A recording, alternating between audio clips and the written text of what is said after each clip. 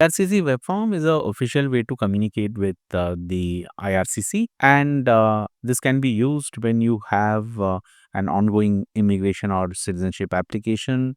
You want to check application status, you want to update something about your application, such as change of address, document, correcting information. Also, if you're facing any technical issues, this is the form which you will be using.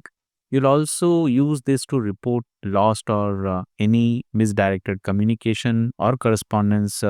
You didn't receive any expected letter, email, or decision, and also request urgent processing in case under specific, compassionate, or humanitarian ground. In case you want to seek any clarification, this is the form where you will ask and do that specific communication with IRCC regarding your file. This is not for new application. It is only for the inquiries related to application already submitted or issues with IRCC service. So just be aware of that.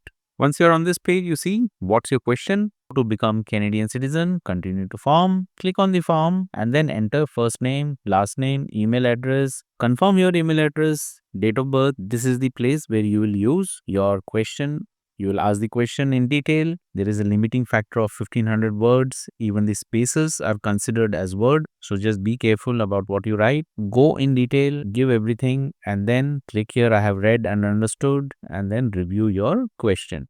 Here you can see once every detail is filled, your first name, last name, everything is shown, title is shown, and then it shows that it is protected B.